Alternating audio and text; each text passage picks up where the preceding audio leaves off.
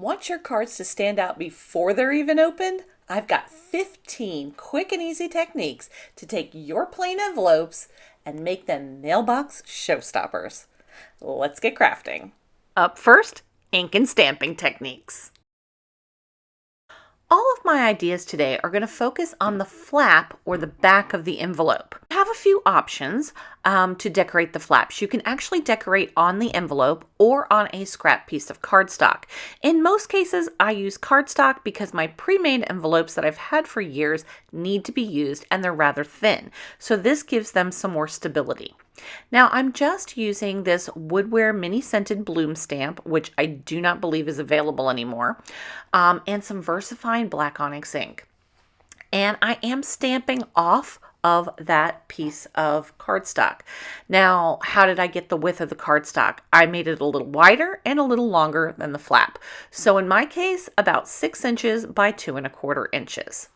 Pigment ink does stay wetter for longer, so I'm just using my Ranger heated tool and giving it a quick dry. Some double-sided tape adhered to that flap and just cut around the edge. And there we have a matching envelope. Pretty simple. Number 2 is to stamp and color. I stamped directly onto my envelope and colored with alcohol markers. Number 3 is simple ink blending. I am masking off with some low tack mint tape the flap. I don't want any ink on the rest of the card. I just want to keep it on the flap. And I'm going to match my card with some distress oxides that apparently I'm having a problem keeping all together. I'm using tumbled glass, tattered rose, and scattered straw. Using the envelope is not going to give you the smoothest blend, but that's okay. I'm just worried about how dark, so I'm just using a piece of scrap paper.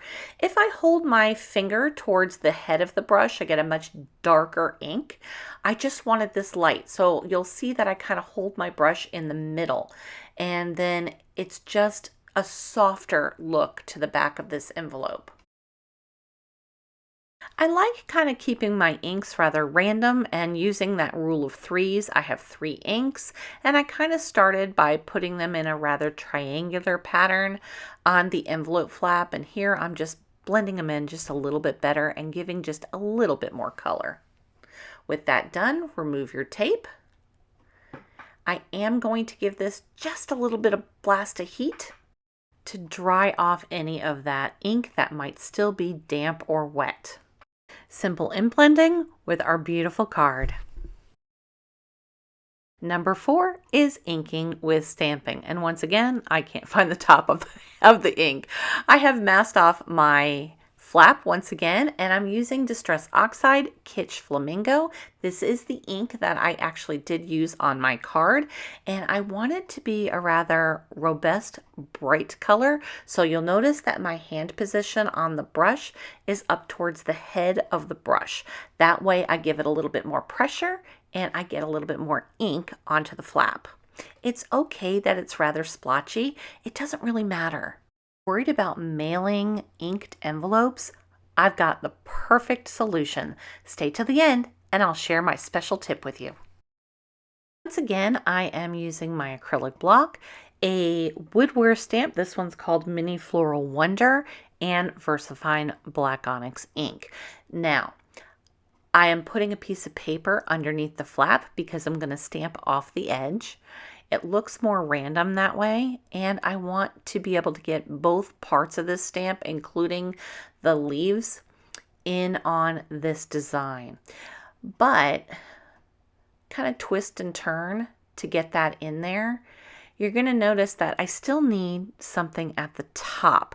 And if I stamp with just that little piece of masking or low-tack tape, I'm going to get it all over the envelope. So I had to tuck a piece of scrap paper underneath that tape, and now I don't need to worry about getting any ink there. And a look at this beauty with this lovely card. Next up is using stamping foam. This does not get enough use in my craft room. Now I did have an image stamped into it, so I'm just using my heated tool. If you have an embossing tool, you can use that as well. You want to heat up the foam for about 20 seconds and it will erase anything that you've had in it before, and it will also give you a much better impression. These are the small stamping foams, so that it wasn't big enough to go across my entire width of envelope, so I taped two together. And I'm using an embossing folder and a couple of heavy acrylic blocks on the part of the embossing folder that is raised up. I want to push that design into my stamping foam. Now I'm going to look on the stamping foam and determine where exactly I want the image to be on the back of my envelope. So I'm just going to kind of line up my piece of cardstock. And yes, there is a line there. That's the drawback to it, but it is what it is. If I had the wider stamping foam, which I believe is 6 or 7 inches wide, it would work just fine. Now I'm using Distress Oxide Rustic Wilderness, and I'm just going over that design. It doesn't stain the stamping foam, and it's going to leave the image of the leaves lightly colored, but the background will be green. So I'm giving it a good healthy dose of ink, making sure I've got where I want it. And then I'm going to go ahead and just give it a little spritz of water. In my case, I kind of overdid it a little bit, but no harm, no foul. No one's going to be the wiser. You can use the ink that's on there for another impression, or go ahead and spritz it down with some water and just wipe it off with a damp cloth. You'll see it comes right off.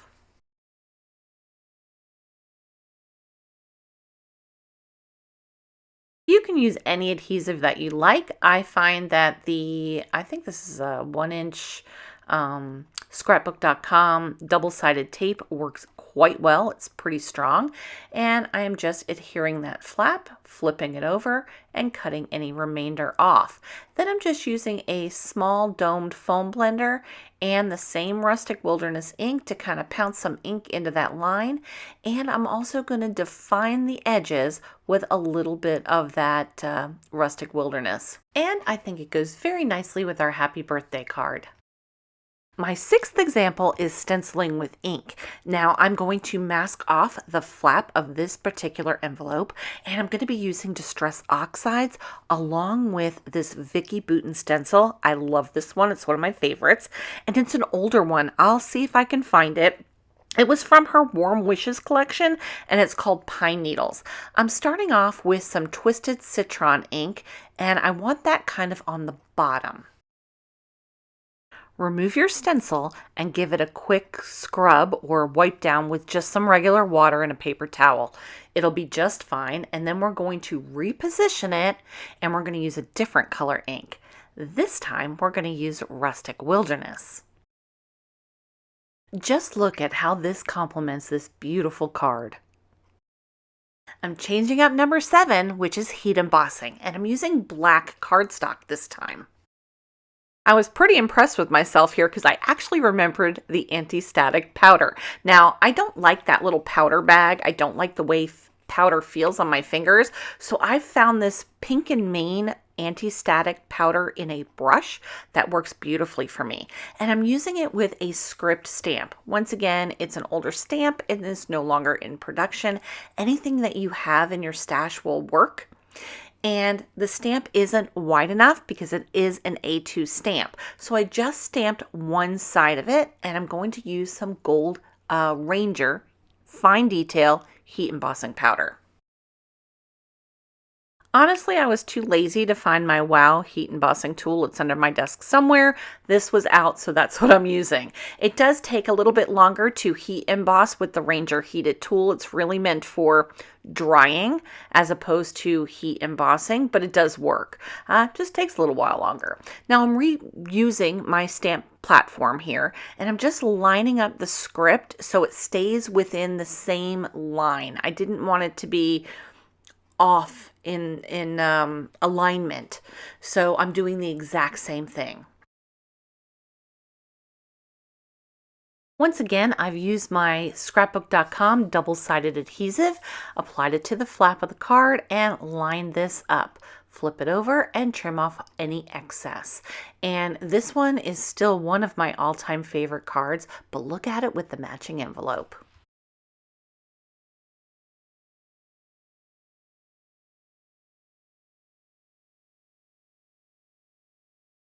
Number 8 is watercolor, and these are some metallic watercolors, and I'm going to use this bright blue, and wait till you see the shine. You see how shiny that is? That's the color it turns when it dries. Now the secret to watercolors is you can't just use a wet brush. You have to activate the watercolor. So give your watercolors a little spritz, give it a minute, and then using a wet brush, pick up some of your watercolor.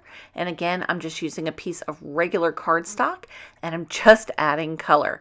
There is nothing magical about this other than the beautiful shine that it leaves at the end. Once it's dry, there's a bonus tip here. You're going to go ahead and adhere it like you would any other. Remember, paper doesn't have a memory, so you can kind of bend it back into shape. I did use a heating tool here to dry it so I could get it done quicker. But it's already attached at this point, and I'm going to flip it back over. And this time, I'm going to use a little secret weapon.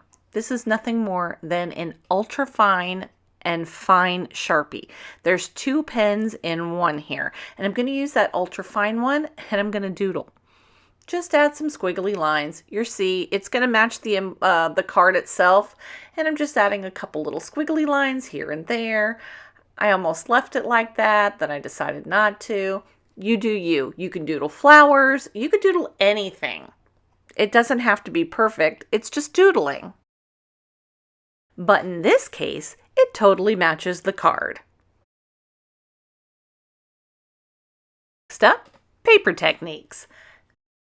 You can't get much easier than using beautiful patterned papers. Now I am going to start with a 6 by 6 inch square. I've already measured out my piece and I'm just using 6 inches by about 2 1/8 for this one. And in this case, I'm going to go ahead and use liquid glue. If you've been around my channel a while, you know that I love my glue. This is Bearly Arts Precision Craft Glue. Just add glue to the flap and add your piece of patterned paper. It can't be any simpler than this. Give it a good back rub, flip it over, and trim off any excess. Here I use the same patterned paper that I used for the layer in my card. Number 10 is using your strips of cardstock. This is a great way to use up those paper strips. I've decided to use them with liquid glue. You could certainly use a double-sided adhesive sheet if you wanted. This is just a piece of copy paper that I trimmed down because the cardstock itself has some good weight. So there's no need in using a second layer of cardstock. With the cost of postage these days, it's best to be economical where you can, and using a piece of copy paper works just fine. Tell me in the comments below, what is your country's basic postal charge? How much does it cost for a single stamp? And don't forget to tell us where you live.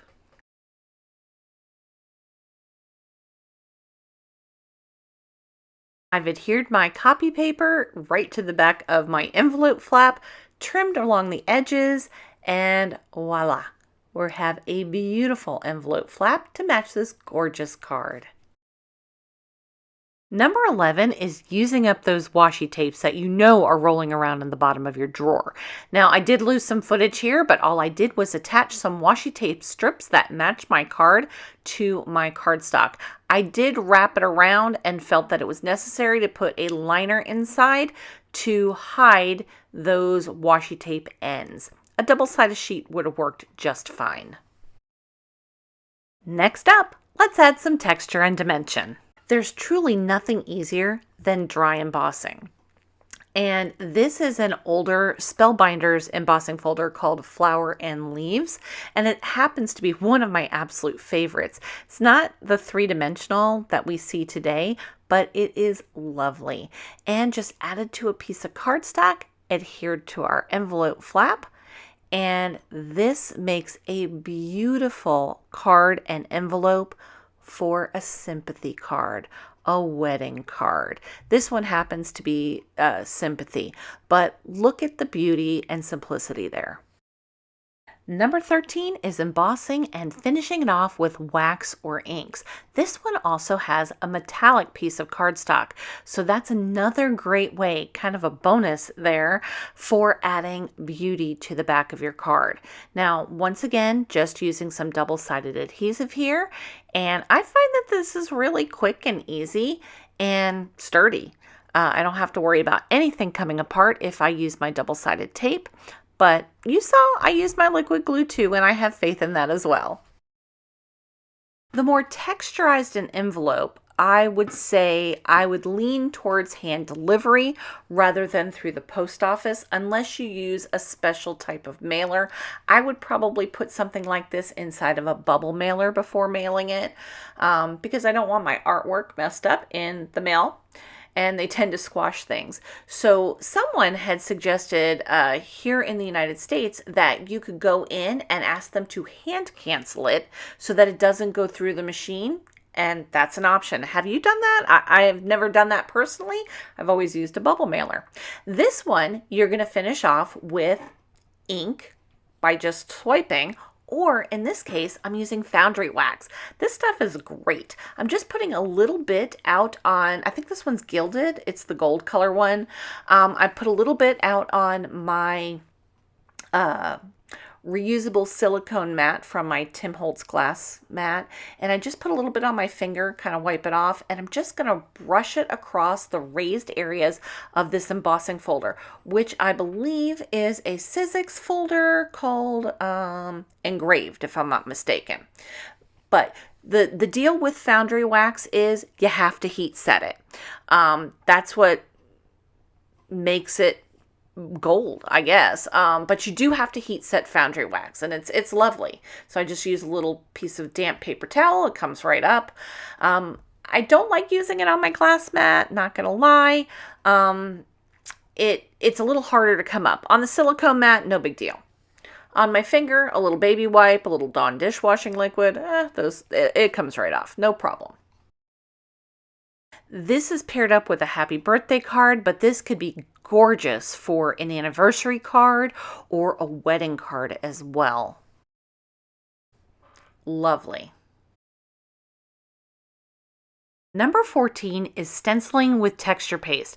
Now, I am making my own colored texture paste using golden extra heavy gel gloss along with some Distress Oxide re-inker. I think this one's Candied Apple, and I'm just giving it a good shake to mix the pigment and the dye, and then I'm going to add a few drops to my gel gloss. A little here goes a long way. Remember, we're only doing a flap. I actually had enough left over that I did another piece of paper so I could use it for decoration for something else, but just add a couple drops, mix it up with your spatula, and put it on your envelope flap. I've masked off that envelope flap, so I know where I'm going to place this. Line it up however you like. This is yet another old stencil. I love this one. It's maybe Peppermint Kisses from Vicki Boutin. I love her stencils. Great value when you get her stencils, and the packaging can be used for card bases as well. You do have to let this dry. I would not heat set this, but that's okay. I had other things to do, and I absolutely would not put through the mail unless it was inside of another mailing envelope like a bubble mailer. With this now dry, you have other options. If you want to add more dimension, you could put pearls in the middle. You could use enamel dots or Nuvo drops, something like that, and look at how cute this card is. My last super easy and fun technique is stenciling with transfer gel. Now you'll notice I do have some press and seal here, as well as those heavy rubber bands that I got based on what HOLTZ had suggested. And I have to tell you, these things have been sitting here for a couple of years and they work beautifully. I am working on a single piece of cardstock and I've just given it a good mix, and I'm applying a very thin coat of the transfer gel to the same stencil. Now, transfer gel is really kind of cool stuff because it's going to dry clear and kind of tacky. You can use this with hot or cold foil, and you don't have to have a foiling machine. Does it come out absolutely perfect like it would if you spent hundreds of dollars on a foil machine? Of course not, but it is gorgeous nevertheless.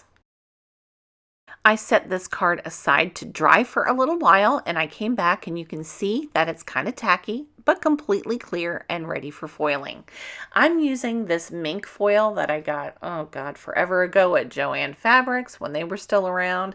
And this is just kind of a holographic foil, and I'm simply going to take a foil sheet and attach it with the shiny side up because that's what you want to see, and press it down with my hands. If I want to give it a better pressure, I can use a little brayer like I'm doing here. It's not necessary. You do whatever works for you. As you take this off, if something's not covered, simply apply the foil back and re-press it down. It's really not hard. It's not perfect, like I said, but it comes out so pretty. You can also put this through a laminator. I just use a laminating sheet, but I didn't have time for that. And look at how pretty this is. Just stunning. Now let's attach it to the envelope and see it with the card. It's one of my favorite techniques. It's quick, it's easy, and really doesn't revolve around a lot of skill, but it's beautiful. If you're worried about your ink blended envelopes getting in touch with water while they're being mailed, let me show you my secret weapon. This is Ranger's Distress Microglaze, and I'm going to apply it with a flat dauber. You can also use it with your fingers. It's just fine. It kind of is a waxy substance, and I'm just going to apply it to those parts that I want to make waterproof. And here I did add a little bit too much, but that's okay. I blotted it up and used it on another envelope. And once you've applied it, just take a dry paper towel and wipe it away. And then it's dry. Doesn't really make any difference to your envelope. Here is the other envelope, and I'm going to show you that it doesn't end up damaged. I just sprayed some water in my hands and flicked it. Under normal circumstances, that water would cause lifting, but you can see that it's kind of beaded up, and I just take a damp paper towel and wipe it away. No big deal. It's perfect. Don't go just yet. I've picked out a couple of other videos that I think you're going to love. Until next time, I'll see you real soon.